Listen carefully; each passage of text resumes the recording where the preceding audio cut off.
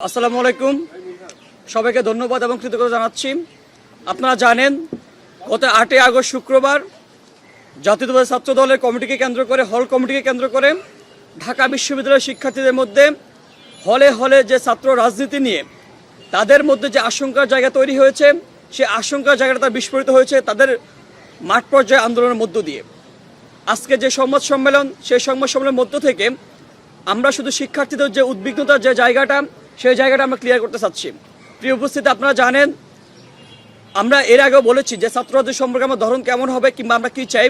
তারা যদি আমরা এখানকার কালচার বলতে চাই, আপনারা জানেন এখানকার যখন যে সরকার ক্ষমতায় আসে, সেই ক্ষমতাসীন সরকার, ক্ষমতাসীন দল সব সময় চায়, তারা সবসময় কোশ্চেনের বাইরে থাকতে চায়। তারা সবসময় আরেকটা বিষয় হচ্ছে তাদের যে মনোভাব, সেই ক্ষমতাসীন সরকার সবসময় স্বৈরাচারী হয়ে উঠতে চায়। কিন্তু এই স্বৈরাচারী হয়ে ওঠার পিছনে সবচেয়ে বেশি বাধার সম্মুখীন হয় ছাত্রদের পক্ষ থেকে। সেই জায়গা থেকে, সেই মনোভাব থেকে তারা সবসময় ছাত্ররা, বিশেষ করে ঢাকা বিশ্ববিদ্যালয়ের শিক্ষার্থীদেরকে তারা একটু কুক্ষিগত করে রাখতে চায়। আপনারা জানেন এই কুক্ষিগত করে রাখার পিছনে তারা দুটি বাহিনীকে কাজে লাগায়। প্রথম বাহিনী হচ্ছে ক্ষমতাসীন দলের ছাত্র সংগঠন। তারা শিক্ষার্থীদের যে দুর্বলতার জায়গায় কেন্দ্র করে তারা হলে হলে সিটকে কৃত্রিম সংকট তৈরি করে হলে হলে শুধুমাত্র একটা সিটের জন্য শিক্ষার্থীদেরকে জিম্মি করে রাখে। আরেকটা বাহিনী তারা কাজে লাগায়, সেটা হচ্ছে আমাদের অভিভাবক যারা আমাদের দায়িত্ব পালন করেন হল এবং বিশ্ববিদ্যালয় পর্যায়ে। হল এবং বিশ্ববিদ্যালয় পর্যায়ে যে প্রশাসন দায়িত্ব পালন করেন, সেই প্রশাসন কখনোই শিক্ষার্থীদের স্বার্থের জায়গাটাতে কখনো তারা চিন্তা করেন না। তারা সবসময় চিন্তা করেন যে আমি যার মধ্য দিয়ে, যে দলীয় নিয়োগ প্রাপ্ত হয়ে যেভাবে আমি কমিটমেন্ট দিয়ে এসেছি দলের কাছে, সেই কমিটমেন্ট আমি বাস্তবায়ন করব। সে ওই যে হল প্রভোস্ট যিনি আমাদের থাকেন, তিনি সব সময় যে দলীয় তাবেদারিতে ব্যস্ত থাকেন। তিনি হল প্রশাসনের যে তার যে দায়িত্ব, সে দায়িত্ব তিনি পালন করেন না।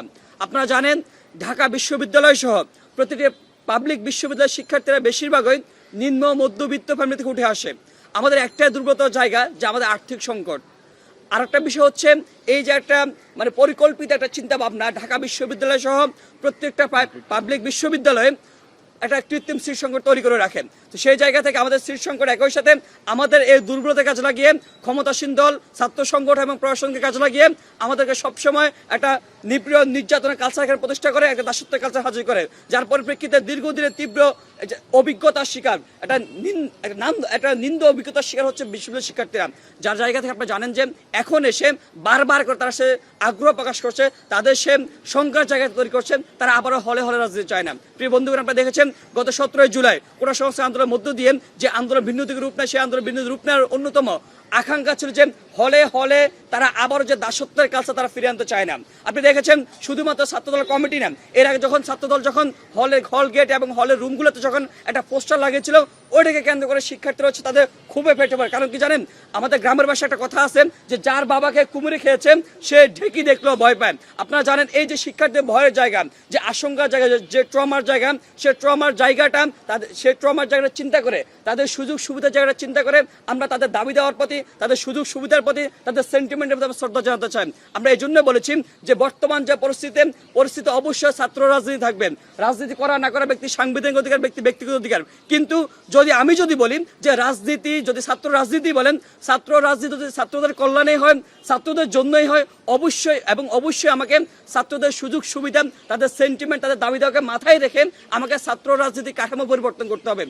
প্রিয় সাংবাদিক ভাইগণ, আপনারা জানেন যে 24শে গণঅভ্যুত্থান পরবর্তীতে আমরা একটা আমূল পরিবর্তন চেয়েছিলাম। আপনি জানেন যে ঢাকা বিশ্ববিদ্যালয়ের মাটি থেকে আন্দোলন শুরু হয়েছিল, শিক্ষাঙ্গন থেকে আন্দোলন শুরু হয়েছিল। সেই জায়গা থেকে আমরা চেয়েছি, শিক্ষার্থীরা চেয়েছে শিক্ষাঙ্গনে একটা আমূল পরিবর্তন দরকার। সে আমূল পরিবর্তনের পিছনে অবশ্যই এখানকার রাজনৈতিক ফয়সলাটা কেমন হবে সেটা সুরাহা করা দরকার, রাজনৈতিক কাঠামো কেমন হবে সেটা সুরাহা করা দরকার। যদি সেটা সুরাহা করতে পারি, অবশ্যই শিক্ষাঙ্গনে একটা আমূল পরিবর্তন আমরা একটা উপহার দিতে পারবো। আমরা এই জায়গা থেকে সুস্পষ্টভাবে বলতেছি যে যদি আমরা আমূল পরিবর্তন চাই, যদি আমরা ছাত্রদের জন্য অ্যাকচুয়ালি রাজনীতি করতে চাই, অবশ্যই এবং অবশ্যই শিক্ষার্থীদের দাবি দেওয়াকে মাথায় রেখে আমাদের এখানকার এবং সারা বাংলাদেশে ছাত্র রাজনীতির কাঠামোটা পরিবর্তন করা জরুরি। ছাত্র রাজনীতি অবশ্যই থাকবেন, তবে ছাত্র রাজনীতির কাঠামোটা পরিবর্তন করা অবশ্যম্ভাবী হয়ে দাঁড়িয়েছে। প্রিয় বন্ধুগণ, আমি কথা বাড়াবো না, এ পর্যায়ে শুধুমাত্র আমি একটু কথা বলতে চাই যে শুধু প্রশাসন দৃষ্টি আকর্ষণ করতে চাই যে আপনারা গত 3 থেকে 4 দিন যাবত বারবার করে বলে আসতেছেন যে আপনারা সুরাহা করবেন, সমাধান করবেন। সামনে ডাকসু আসতেছে, নানানবিধ কোশ্চেন এখানে অ্যারাইজ হচ্ছে। সেই জায়গা থেকে আজকে যে জরুরি সংবাদ সম্মেলন, সেই সংবাদ সম্মেলনের মধ্য দিয়ে প্রশাসনের কাছে আমরা বার্তা পাঠাতে চাই যে আপনারা দ্রুত একটা সমাধানে আসেন। আমরা এর আগে বারবার করে সংবাদ সম্মেলনে বলেছি যে এখানকার ছাত্র রাজনীতির ধরন কেমন হবে, সেটা এখানকার যারা অংশীজন যারা আছেন, অ্যাকচুয়াল সাধারণ শিক্ষার্থী, ক্রিয়াশীল ছাত্র সংগঠন, বিশ্ববিদ্যালয় প্রশাসন, তারা বসে আলাপ আলোচনা করেন, একটা রোড ম্যাপ তৈরি করবেন, একটা রূপরেখা তৈরি করবেন, একটা সনদ, একটা সোশ্যাল কন্ট্রাক্টের মধ্যে দিয়ে আমরা এখানকার রূপরেখা তৈরি করবো। প্রিয় বন্ধুগণ, আমরা এই ছোট্ট একটা প্রশ্নটা ডিল করতে চাই। সেটা হচ্ছে, আপনি জানেন যে অনেকেই বলতেছে যে রাজনীতি যদি ক্যাম্পাসে থাকে তাহলে সেটা হলে থাকবে না কেন। আমরা এই প্রশ্নের জবাব শুধু একটা কথাই বলতে চাই, আপনাকে অবশ্যই, আমরা কিন্তু বারবার বলেছি, আপনি যদি ছাত্রদের জন্য রাজনীতি করতে চান, অবশ্যই শিক্ষার্থীদের যে পালসের জায়গাটা, যে সেন্টিমেন্টের জায়গাটা, তাদের সুযোগ সুবিধার জায়গাটা, সেটা মাথায় রেখে রাজনীতির রূপরেখা আপনার সাজাতে হবে। 2 নম্বর কোশ্চেন একটু আসে যে যদি আপনি ডাকসুর প্যানেলটা কেমন হবে। প্রিয় বন্ধুগণ, আপনারা জানেন যে ডাকসুর প্যানেল আর কোনো সংগঠনের কোনো কমিটি এক নাম। ডাকসুর প্যানেল কোনো সংগঠনের নামে হয় না, কিন্তু ডাকসুর প্যানেল হয় কোনো একটা আদর্শ ভিত্তিক কোনো একটা প্যানেল হয়। সেই জায়গা থেকে মনে করেন আমরা যদি গণতান্ত্রিক ছাত্র সংসদের পক্ষ থেকে একটা প্যানেল দিন, সেই জায়গায় আমরা হয়তো প্যানেল দিতে পারবো, কিন্তু প্যানেলে কে আসবে না আসবে সেটা কোনো নিশ্চয়তা নেই। আবার যদি মনে করেন ওই যে 13 জনের প্যানেল থেকে 5 জন উঠে আসলো, ওই 5 জন কিন্তু শিক্ষার্থীদের প্রত্যক্ষ ভোটের মধ্য দিয়ে তারা উঠে আসবে। যদি প্রত্যক্ষ ভোটের মধ্য দিয়ে উঠে আসে, তাহলে শিক্ষার্থীদের প্রতি তাদের একটা দায়বদ্ধতার জায়গা তৈরি হবে। শিক্ষার্থীরা তাদেরকে একটা নিশ্চিত কিংবা আস্থাভাজন জায়গা হিসেবে তাদেরকে নিয়ে আসবে। কিন্তু আপনি যদি মনে করেন কোনো হল কমিটি যদি দেওয়া হয়, কোনো সংগঠনের হল কমিটি দেওয়ার ক্ষেত্রে শিক্ষার্থীদের বিন্দুমাত্র কোনো অ্যাপ্লিকেশন থাকে না, তাদের কোনো সম্পর্ক থাকে না। সেই জায়গা থেকে যদি হল কমিটি দেওয়া হয়, যারা হল কমিটিতে পদায়িত হয় তারা কখনোই শিক্ষার্থীর কাছে দায়বদ্ধতা অনুভব করে না। প্রিয় বন্ধুগণ, আজকে যে সংবাদ সম্মেলন, আমাদের পরবর্তী যে আলোচনা, যেটা আমরা বলেছি যে আমরা দেখেছি নারী শিক্ষার্থীরা এখানকার প্রায় অর্ধেকেরও বেশি নারী শিক্ষার্থী ভোটার। তো সেই জায়গা থেকে আমাদের মনে হয়েছে যে বর্তমান প্রশাসন অবশ্যই একটা ভালো উদ্যোগ নিয়েছে, হল থেকে বের করে নিয়েছে। কিন্তু হল থেকে বের করা মানে এই না যে যারা এখানকার মানে উল্লেখযোগ্য একটা সংখ্যক আছে তাদের জন্য একটা নারী বান্ধব একটা পরিবেশ তৈরি করবে, পরিস্থিতি তৈরি করবে, সেই বিষয়ে কথা বলবেন আমাদের কেন্দ্রীয় আহ্বায়ক আবু বকর মজুমদার।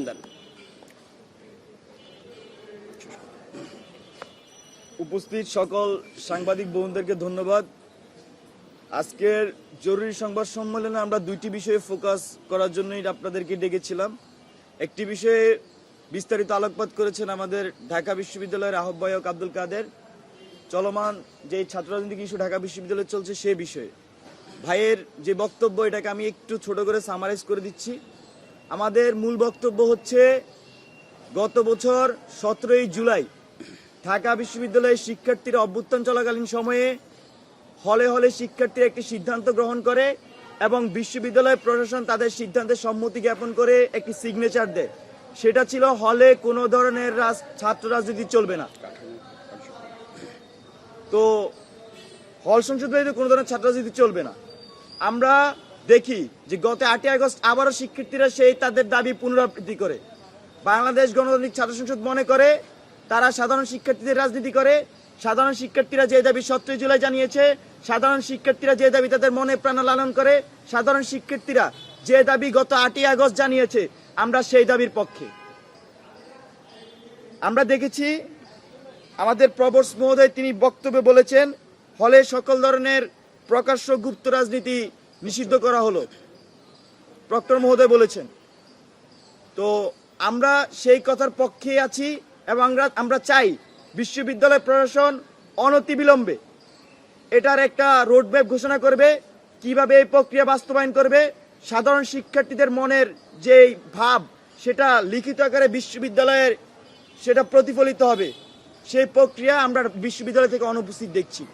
আমরা আজকের এই সংবাদ সম্মেলনের মাধ্যমে বিশ্ববিদ্যালয় প্রশাসনকে আহ্বান জানাই এবং শিক্ষার্থীকে আশ্বস্ত করতে চাই, আপনারা অনতিবিলম্বে বিশ্ববিদ্যালয় প্রশাসন অনতিবিলম্বে হলে কিভাবে অফিসিয়ালি এই ছাত্র রাজনীতি বন্ধ করা যায় সেই প্রক্রিয়া অগ্রসর হন।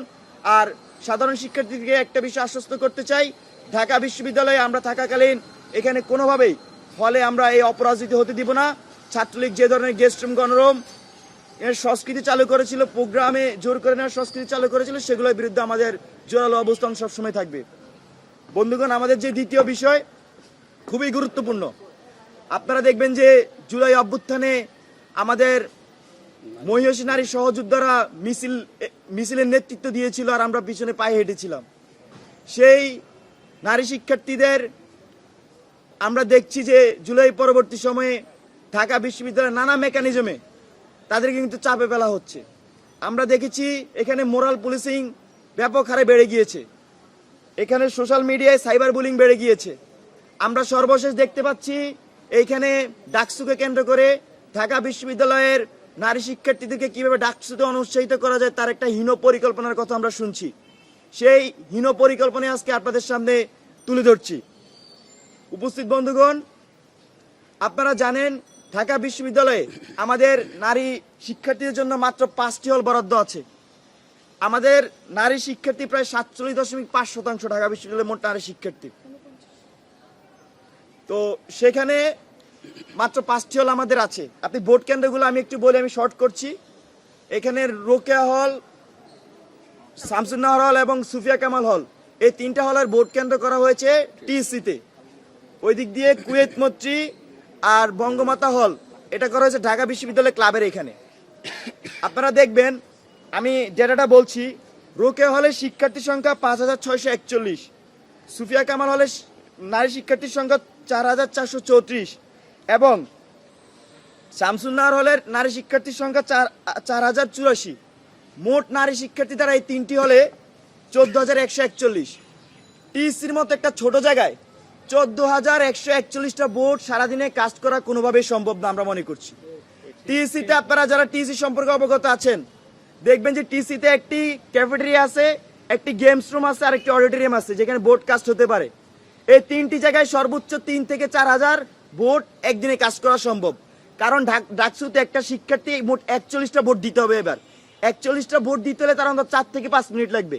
এই যে 4 থেকে 5 মিনিট সময় ধরে সে ভোট দিবে, তার মানে আমি 3টা জায়গায় যদি ভোট নিতে পারি সর্বোচ্চ সারাদিন 3 থেকে 4,000 ভোট কাজ করা সম্ভব। কিন্তু এই কেন্দ্রে যখন 14,141 জন শিক্ষার্থীর ভোট নেওয়ার পরিকল্পনা করা হয় তার মানে এর পিছনে একটি হীন পরিকল্পনা আছে। আমরা বিভিন্ন মাধ্যমে শুনতে পেয়েছি বিশ্ববিদ্যালয় প্রশাসনের উপর ভর করে একটি অংশ যাদের নারী শিক্ষার্থী হলে ভোট নাই, যাদের আসলে নারীদের প্রতিনিধিত্ব করে না, যারা নারীদের রাজনীতিকে নিরুৎসাহিত করে, যারা সেটাকে স্বীকার করে না, ওই অংশের একটা এখানে হীন পরিকল্পনা আছে এবং তারা বিশ্ববিদ্যালয়ের প্রশাসনের উপর ভর করে এখানে এরকম একটি চক সাজিয়েছে, নির্বাচনী ইঞ্জিনিয়ারিং করছে ডাকসুকে কেন্দ্র করে, যাতে ঢাকা বিশ্ববিদ্যালয়ের নারী শিক্ষার্থীরা ভোটে আসতে অনাগ্রহ প্রকাশ করে।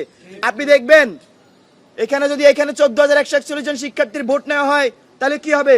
সকালবেলা আসবে, এসে লম্বা সিরিয়ালে দাঁড়াবে, দাঁড়ানোর পরে একজন 3 ঘন্টা পরে একটা সেলফি তুলে বলবে আমি তো ভাই 3 ঘন্টা ধরে দাঁড়িয়ে আছি এখনো ভোট দিতে পারি নাই।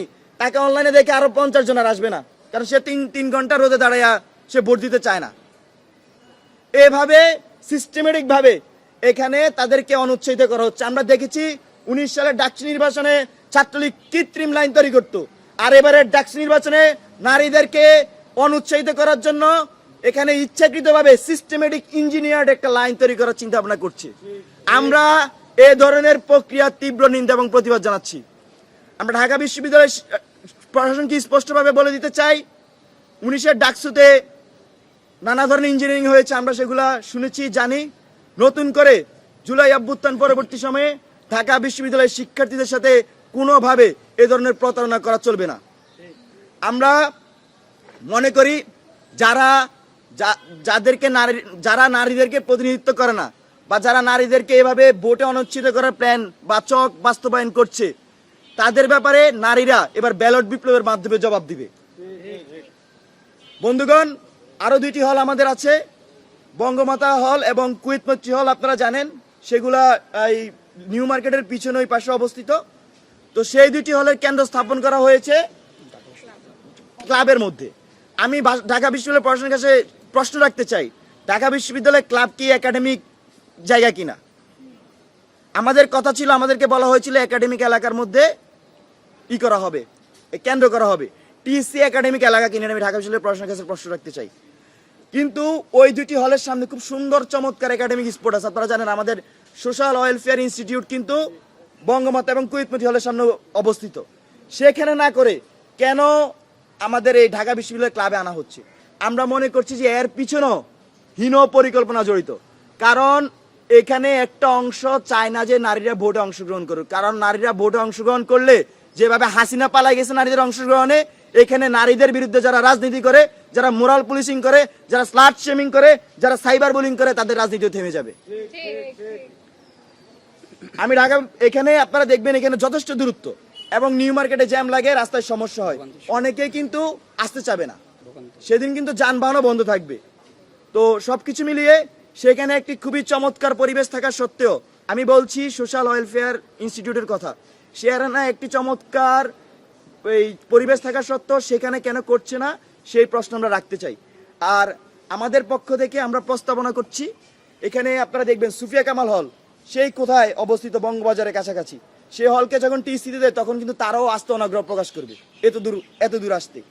তো সুফিয়া কামালের পাশে কিন্তু বড় কার্জন এরিয়া আছে, কার্জন এরিয়া চাইলে কিন্তু শুধু সায়েন্সের ছেলেদের 3টা হল নয়, আরো 2-3টা হল সেখানে ভোট করা সম্ভব, কারণ এত বড় এলাকা সেটা। কার্জনে অনেকগুলো ডিপার্টমেন্ট, এক একটা ডিপার্টমেন্টে চাইলে এক একটা হলের জন্য ব্যবহার করা যেতে পারে।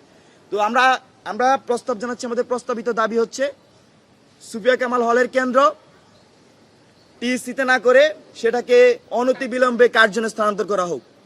অন্যদিকে বঙ্গমাতা এবং কুয়েত মৈত্রী হলের কেন্দ্র ঢাকা বিশ্ববিদ্যালয় ক্লাবে না রেখে সোশ্যাল ওয়েলফেয়ার ইনস্টিটিউটে সেখানে স্থানান্তর করা হোক। আর আমার 2টি হল বাকি থাকে, রোকেয়া হল এবং শামসুন্নাহর হল। রোকেয়া হলে ভোটার সংখ্যা 5641। আমার মনে হয় যে টিএসসি এই 5641 ভোট কাজ করতেই ক্যাপাবল না। সেক্ষেত্রে রোকেয়া হল অথবা শামসুন্নাহর হলের জন্য যে কোনো একটার জন্য বিকল্প এবং নিকট দূরত্বে তাদের জন্য ভোট কেন্দ্র ব্যবস্থা করা হোক। এটা বাংলাদেশ গণতান্ত্রিক ছাত্র সংসদের পক্ষ থেকে প্রস্তাবনা। আমরা ইতিমধ্যে এই 5টি হলের শিক্ষার্থীদের সাথে কথা বলেছি, আমরা জনমত করেছি, আমরা অন্যান্য শিক্ষার্থীদের সাথে কথা বলেছি, নানা ধরনের স্টেক হোল্ডারদের সাথে কথা বলেছি। সবাই আমাদেরকে এ ধরনের একটি সাজেশন করেছে, প্রস্তাবনা করেছে, সেটাই আমরা তুলে ধরেছি। আমরা আশা করি বিজ্ঞ প্রশাসনের মধ্যে যারা হীন পরিকল্পনা বাস্তবায়ন করছে তাদেরকে তারা খুঁজে বের করবেন এবং এই যে বিষয়গুলো দাঁড়িয়েছে জনমনে, শিক্ষার্থীদের মনে এবং আমরা বিভিন্ন মাধ্যমে শুনছি, সেই বিষয়গুলোকে অনতিবিলম্বে সুরাহা করবেন। আর মোটা দাগে এটা আমাদের প্রস্তাবনা। আর হচ্ছে যে আরেকটি বিষয় আপনাদেরকে বলছি, এই যে হলের যে আর ভোট কেন্দ্র স্থানান্তরের বিষয়টি নিয়ে আমরা কিছুক্ষণ পর বিশ্ববিদ্যালয় প্রশাসনের নিকট আমাদের স্মারকলিপি হস্তান্তর করব। আর আরেকটি বিষয় কাদের ভাই যেটি খুব মোটা দাগে আরো ব্যাখ্যা করার চেষ্টা করেছে, হলে যে ছাত্র রাজনীতি মাধ্যমে যে অপরাজনীতি হয়, সে আর সামনে ডাকসু আসছে। আমরা বলছি বিশ্ববিদ্যালয় প্রশাসনকে 1 স্টুডেন্ট 1 সিট পলিসিতে যাওয়ার জন্য, তাহলে আসলে এই ধরনের অপরাজনীতি আসার কোনো সুযোগ থাকবে না। আশা করি ঢাকা বিশ্ববিদ্যালয় প্রশাসন সকল কিছু আমলে নেবেন। আর যারা সাধারণ শিক্ষার্থী আছেন আমাদের ঢাকা বিশ্ববিদ্যালয়ে, তাদেরকে আশ্বস্ত করছি বাংলাদেশ গণতান্ত্রিক ছাত্র সংসদ যে কোনো প্রয়োজনে, যে কোনো বিপদে আপনাদের পাশে থাকবে। দিনরাত 24 ঘন্টা আমাদেরকে পাবেন। আপনারা ডাকসুতে যে কোনো সমস্যায় ডাকসু কেন্দ্রিক হোক, হল কেন্দ্রিক হোক, যে কোনো সমস্যা আপনারা আমাদেরকে রিচ করতে পারেন। আমরা আপনাদের জন্য সবসময় অ্যাভেলেবেল আছি। ধন্যবাদ। আর এই পর্যায়ে আমরা আপনাদের প্রশ্ন উত্তর নিব, আপনারা প্রশ্ন করতে পারবেন। জি হ্যাঁ, কেন্দ্রে পুনর্বিন্যাস করা না হলে নির্বাচনে যাব কি যাব না এই প্রশ্নের চেয়ে আমাদের এখন ফার্স্ট প্রায়োরিটি হচ্ছে কেন্দ্র পুনর্বিন্যাস করতে হবে। কারণ বিশ্ববিদ্যালয় প্রশাসন এ ধরনের, এটা খুবই স্পষ্ট যে টিসির মতো জায়গায় 14,141 ভোট কাজ করতে পারে না। তো বিশ্ববিদ্যালয় প্রশাসনের আমরা দেখেছি শুরু থেকে সদিচ্ছা আছে ডাকসু নিয়ে। তো আশা করি যে তারা এই বিষয়টিকে আমলে নিয়ে এখানে তারা পদক্ষেপ নেবেন যথাযথ। জি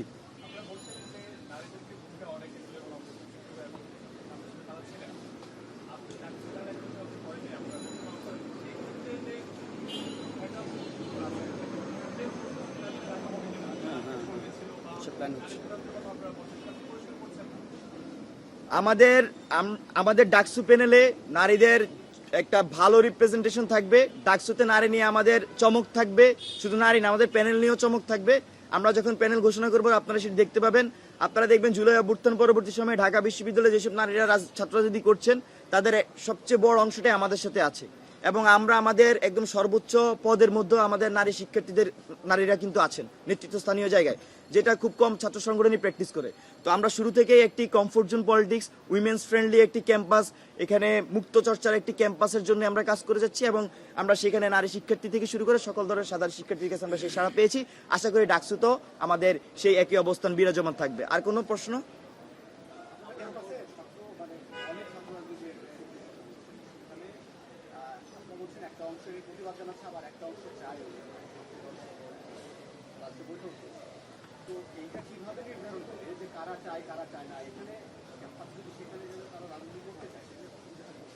না, ঢাকা বিশ্ববিদ্যালয়ে একটা গণতান্ত্রিক বিশ্ববিদ্যালয়, এই বিশ্ববিদ্যালয়ে সকলের রাজনীতি করার অধিকার আছে, কিন্তু এই রাজনীতিটা আসলে কতদূর যাবে কতদূর যাবে না সেটাও আলোচনার বিষয়, সেটাও সিদ্ধান্তের বিষয়।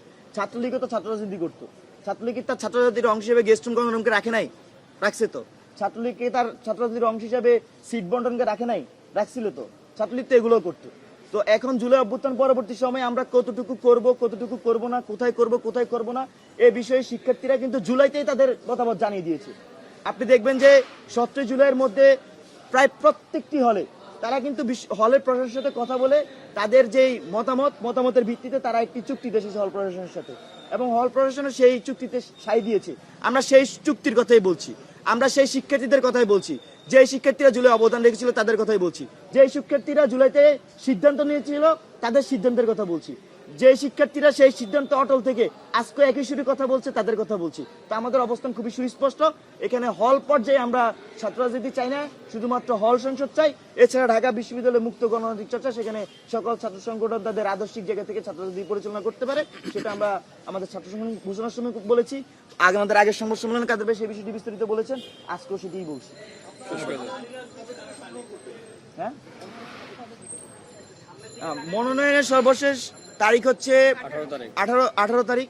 আশা করি তার মধ্যেই আমরা আমাদের মনোনয়ন গ্রহণ করব, আমাদের প্যানেলও ঘোষণা করব, আর সবকিছু আমরা সময় মতোই করবো। আর আপনি যেটি কোশ্চেন করেছেন এদিকে কে ভাই?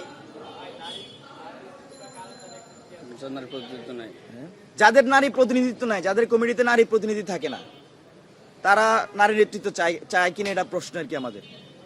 আর নারীদেরকে আমরা সবসময় আপহোল্ড করেছি, অভ্যুত্থানও নারীরা আমাদেরকে নেতৃত্ব দিয়েছে। আমরা মনে করি বাংলাদেশের যেখানে 50%-এর বেশি নারী জনগোষ্ঠী, সেখানে ঢাকা বিশ্ববিদ্যালয়ের নারীরাও প্রায় 50%। তো নারীদের নেতৃত্ব যেমন আমরা চাই, নারীদের অংশগ্রহণও চাই। নারীদেরকে নিয়ে যারা অপরাজনীতি করার চেষ্টা করবে তাদের বিরুদ্ধে আমাদের সবসময় আমাদের সংগ্রাম জারি থাকবে। ধন্যবাদ। আর কোনো প্রশ্ন নাই মনে হয়? জি,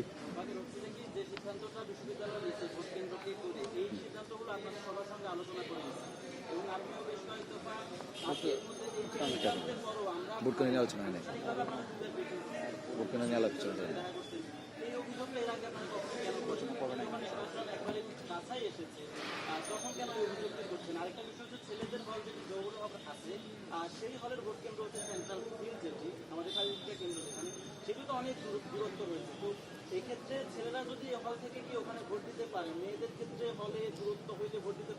বিশ্ববিদ্যালয়ের ক্যাম্পাসে আপনারা এই ধরনের প্রশ্নগুলোকে সামনে এনে নির্বাচন কি কোনো কারণে করতে চাচ্ছেন? সেটা একটা আপনি আচ্ছা, এখানে আমাদের সাথে একাডেমিক এলাকায় ভোট কেন্দ্র হবে নাকি হলে ভোট কেন্দ্র হবে এই বিষয়ে আমাদের সাথে আলোচনা হয়। সেখানে আমাদের অবস্থান আমরা বিশ্ববিদ্যালয় প্রশাসনের কাছে স্পষ্ট করেছি, কিন্তু কোথায় কোথায় ভোট কেন্দ্র হবে এই বিষয়টি আমাদের সাথে খোলাসা করা হয়নি। পরবর্তীতে বিশ্ববিদ্যালয় প্রশাসন এই বিষয়ে সিদ্ধান্ত নিয়েছে এবং আমরা সেই বিষয়ে সিদ্ধান্ত নিয়েছে। আর হচ্ছে আরেকটি বিষয় আপনি বললেন যে জৌ হলেরটা নিয়ে কেন কথা বলছি না। হ্যাঁ, জৌ হলেরটা নিয়ে আমরা কথা বলছি না তা না, কিন্তু জৌ হলের যদি আশেপাশে এখানে সম্ভব হয় তারা কিন্তু চাইলে ভোট কেন্দ্র করতে পারে, কিন্তু জৌ হল থেকে সেন্ট্রাল লাইব্রেরি দূরত্ব কিন্তু খুব বেশি না। আপনি যদি ওই শহীদ মিনারের সামনে দিয়ে চিন্তা করেন, তো আবার ছেলেদের ক্ষেত্রে বিষয়টা ভিন্ন চিত্র ধারণ করে। আর আমাদের যেহেতু আমাদের পক্ষ থেকে এটা খুব বেশি দেরি হয় নাই, আমি মনে করি যে এই অ্যাসেসমেন্টটা করে আমাদের অবস্থান জানানো এটা খুব বেশি দেরি হয় নাই। এটা সবার সাথে কথা বলতে হয়েছে, মতামত নিতে হয়েছে। না, এখানে আমরা কখনো ডাকসু নিয়ে ব্রিফিং করি নাই, এটা আপনি আমরা ছাত্র রাজনীতি নিয়ে ব্রিফিং করেছি, ডাকসু নিয়ে ব্রিফিং করি নাই। এই ধরনের বিষয়টি তো আমাদের কাছে আসতেও তো সময় লেগেছে। আমরা বলছি যে বিভিন্ন মাধ্যমে আমরা জানতে পেরেছি। জনমত তৈরি জনমত তৈরি করতে হয়েছে, মাধ্যমে জানতে হয়েছে, তারপর আমি জিনিসটাকে সামনে আনতে পারি। এখন আমি শুধু প্রতিক্রিয়া দেখালে তো হবে না, আমার তো মাঠে তার পক্ষে জনমত থাকতে হবে এবং এটা আসলে বিশ্বাসযোগ্য সোর্স হইতে হবে। এখন যেটি তফসিল অনুযায়ী বা এখন সিদ্ধান্ত অনুযায়ী যেভাবে ভোট কেন্দ্র আছে, যদি ভোট কেন্দ্র চেঞ্জ না করে বিশ্ববিদ্যালয়, সেক্ষেত্রে আপনারা নির্বাচন করবেন কিনা বা নির্বাচন তো অবশ্যই করব। সে বিষয়ে আমরা তো ইতিমধ্যে আরেকজন একটি প্রশ্ন করেছে, সেই উত্তরটি দিয়েছি। আর কোনো প্রশ্ন থাকলে একটু আগে সেই প্রশ্ন করেছি। আমরা দেখছি যে যেটা আপনারা নারীদের বিষয় নিয়ে আজকে বেশি কথা বলছেন, আমরা দেখেছি যে এই যে ভোটার তালিকা দেওয়া হয়েছে সেখানে নারীদের পর্দার বিষয় নিয়ে বেশ একটা আলোচনা হচ্ছে। কয়েকজন নারী শিক্ষার্থী তারা দাবি করছেন যে তাদের মুখমণ্ডল দেখিয়ে কেন এই ভোটার তালিকা প্রকাশ করেছে, এ নিয়ে তারা শিক্ষার্থীদের সেন্টিমেন্টের উপর শ্রদ্ধা জানানো হচ্ছে। আপনারা কি বলবেন? আচ্ছা, এ বিষয়ে আমাদের স্পষ্ট অবস্থান যে ব্যক্তির যে ইনফরমেশন সেটা সরাসরি পাবলিক করতে পারে না বিশ্ববিদ্যালয় প্রশাসন। এখানে যারা তাদের ছবি দেখাতে চায় না তাদের আসলে মতামত নিয়েই এটা সামনে আনা উচিত ছিল এবং আমরা আমাদের সমালোচনা এই বিষয়ে আপনাদের প্রশ্নের মাধ্যমে আজকে করে যাচ্ছি। আমরা মনে করি এটা সকল সিদ্ধান্তের মতামতের ভিত্তিতে হওয়া উচিত এবং যে যেটা চায় না তার ব্যক্তিগত ডেটা সামনে আনতে, সেটা যাতে না আনা হয়, আমরা বিশ্ববিদ্যালয় প্রশাসনকে সেই ব্যাপারে আহ্বান করছি। আর কোনো প্রশ্ন?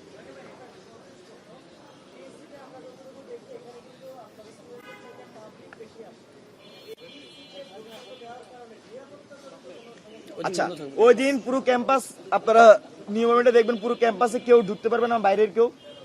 আর টিসিতে ওই দিন বাইরের প্রবলেমটা হবে না। ওই দিন যেটা প্রবলেম আমরা উল্লেখ করেছি, টিসিতে মাত্র 3টি স্পটে ভোট নেওয়ার মতো জায়গা আছে, ক্যাফেটেরিয়া, গেমস রুম আর অডিটোরিয়াম। তো এখানে এটা এনাফ না 14,141 জন ভোটারের জন্য, সর্বোচ্চ 3,000-4,000 ভোট এখানে কাজ করতে পারে। তো সেই বিষয়টি মূলত আমরা জানিয়েছি, সেই বিষয়টি যাতে প্রশাসন আমলে নেয়, সেটাই তো আমাদের শঙ্কা। না এটা সদস্য হবে কিনা, না হবে না, এটা খুবই ক্লিয়ার। যদি 3টা হলের ভোট সেখানে নেওয়া হয়, ভোট গ্রহণ স্বতঃস্ফূর্ত হবে না, এটা খুবই ক্লিয়ার। এবং এটা উদ্দেশ্য প্রণোদিত রাজনৈতিক স্বার্থ এবং এখানে এজেন্ডা আছে আমরা মনে করছি। আমরা আশা করি বিশ্ববিদ্যালয় প্রশাসন বিষয়টিকে আমলে নেবেন। ধন্যবাদ।